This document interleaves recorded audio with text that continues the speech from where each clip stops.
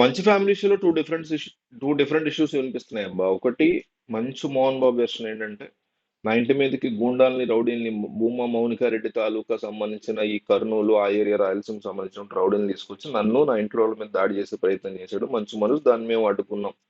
So నేను 78 ఏళ్ల ఒక సీనియర్ సిటిజన్ని, నన్ను కాపాడండి, నాకు ప్రాణానికి నా ఆస్తులకి రక్షణ కల్పించండి. ఆ, మంచు టౌన్ ఏదో ఉంది ఆ ఏరియా పేరు, ఆ farm house Jalpally farm house పేరు, అది నా పేరు మీద ఉంది, ఇది నాది.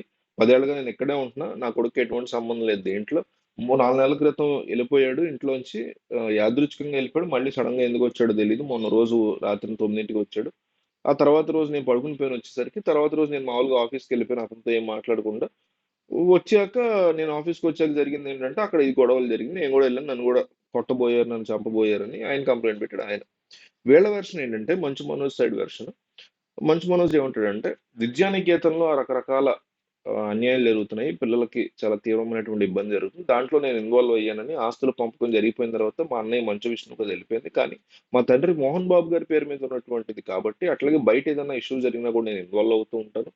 అట్లాంటిది గతంలో మేము కూడా డీల్ చేసినాం, మేము కూడా మేనేజర్లుగా, మేము కూడా డైరెక్టర్లుగా ఉన్నటువంటి మా కంపెనీ, మా యూనివర్సిటీలో అన్యాయాలు జరుగుతూ తల్లిదండ్రుల దగ్గర ఎక్కువ ఫీజులు దోచేస్తూ హాస్టల్లో పిల్లల్ని వార్డెన్స్ టార్చర్ పెడుతూ వీళ్ళందరూ కూడా నాకు ట్విట్టర్ ద్వారా విషయాలు నాకు చెప్తుంటే నేను ఒక మెయిల్ ఐడి ఇచ్చాను. ఆ మెయిల్ ఐడి ద్వారా వీళ్ళు నాకు పిల్లలు ఇంకా సమస్యలు చెప్పారు, వాటిని నేను సాల్వ్ చేసే ప్రయత్నాలు చేస్తుంటే మా అన్నయ్య మంచు విష్ణు దీన్ని అడ్డుకుంటున్నారు, ఆపుతున్నారు.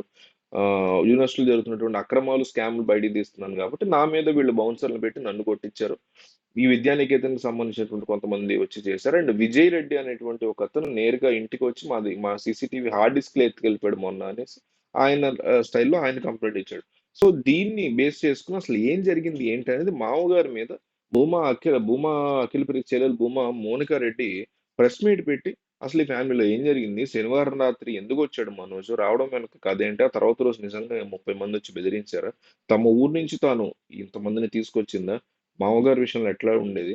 అత్తగారి విషయంలో ఎట్లా ఉండేది? అంటే అత్తగారి మీద కూడా దాడి జరిగిందంటే, నా మదర్‌ని కూడా కొట్టాడు మా నాన్న అనేసి కంప్లెయింట్ ఇవ్వడం జరిగింది మంచు మనోజ్. కాబట్టి ఎక్కడ దేంట్లోనూ కూడా వెనక్కి తగ్గకుండా చాలా స్ట్రాంగ్‌గా ఉండాలి. చాలా స్ట్రాంగ్‌గా మా వైపుని వెర్షన్‌ని వినిపించాలి అనేసి భూమా మౌనికా రెడ్డి ఒక ప్రెస్ మీట్ పెట్టేటువంటి ప్లాన్ చేస్తున్నట్టుగా తెలుస్తుంది. ఆ ప్రెస్ మీట్ తర్వాత మరి మోహన్ బాబు కూడా ప్రెస్ మీట్ పెట్టొచ్చు, ఆయన వెర్షన్ కూడా ఆయన వినిపించి ఎలా ఉంటది అంటే చూడాలి. సో, మీకేమనిపిస్తుంది బేసిక్‌గా ఈ ఈ థింగ్ అంతా విన్నప్పుడు మీకు ఏ రకంగా అనిపిస్తుంది? కథేంటి? కమామిషి ఏంటి? మీకు ఏ రకమైనటువంటి ఆలోచనలొస్తున్నాయి దీనికి సంబంధించి? ఒకసారి క్లియర్‌గా మీరు కింద కామెంట్ చేయండి. జనం ఏమనుకుంటారో కూడా వాళ్ళకి తెలియాలిగా.